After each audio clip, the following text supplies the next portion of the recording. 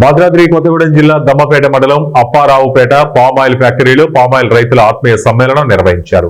ఈ కార్యక్రమంలో వ్యవసాయ శాఖ మంత్రి తుమ్మల నాగేశ్వరరావు, అశ్వారావుపేట ఎమ్మెల్యే జారే ఆదినారాయణ, భద్రాద్రి కొత్తగూడెం జిల్లా collector Jitesh V Patil, Telangana oil fed chairman Janga Raghava Reddy పాల్గొన్నారు. ఈ కార్యక్రమంలో వ్యవసాయ శాఖ మంత్రి తుమ్మల నాగేశ్వరరావు మాట్లాడుతూ తెలంగాణ గేమ్ చేంజర్ గా ఆయిల్ పామ్ సాగని, దేశానికి ఆయిల్ పామ్ హబ్ గా తెలంగాణ మారుతుందని, మన దేశానికి వంట నూనెలు దిగుమతి చేసుకోకుండా ఆయిల్ పామ్ సాగుతో స్వయం సమృద్ధి అని ప్రతి ఏటా లక్షల కోట్ల రూపాయల విలువ గల పామాయిల్ దిగుమతి చేసుకుంటున్నామని, 3 లక్షల మెట్రిక్ టన్నుల ఫ్రూట్ బంచ్ క్రషింగ్ సాధించిన ఆయిల్ ఫెడ్ అధికారులు సిబ్బందికి అభినందనలు తెలుపుతున్నామని, అపారాపేట ఆయిల్ ఓఈఆర్ బెంచ్ మార్క్ గా పామాయిల్ గెలలు ధర నిర్ణయిస్తామని, 10 లక్షల ఎకరాయిల్లో ఆయిల్ పామ్ సాగు టార్గెట్ చేస్తున్నామని తెలిపారు.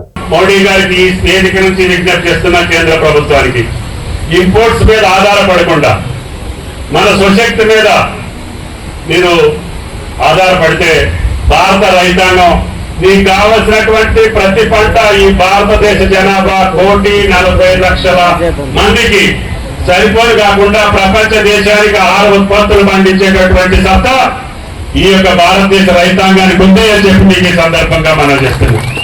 కాబట్టి దయచేసి మొన్న మీరు ప్రకటించినటువంటి పత్తి దిగుమతి వల్ల మీరు ఇంపోర్ట్ డ్యూటీ తీసేయటం మూలాన భారతదేశ పత్తి రైతుకి నష్టం జరుగుతుంది. పామాయిల్ యొక్క ఇంపోర్ట్ డ్యూటీ తగ్గించడం మూలాన భారతదేశ పామాయిల్ రైతుకి నష్టం జరుగుతుంది.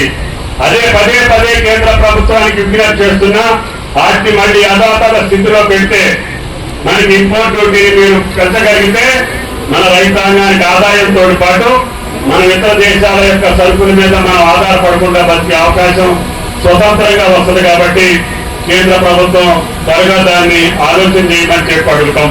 అదేవిధంగా పామాయిల్ యొక్క రైతాంగానికి విజ్ఞప్తి చేస్తున్నాం. ఒక పామాయిలే కాదు, హార్టికల్చర్ లో మీరు ఏ పంటకి వెళ్ళినా కూడా ఇంతకుముందు మామిడి జీడి మామిడి ఇప్పుడు కొబ్బరి ఆయిల్ పామ్ వచ్చారు.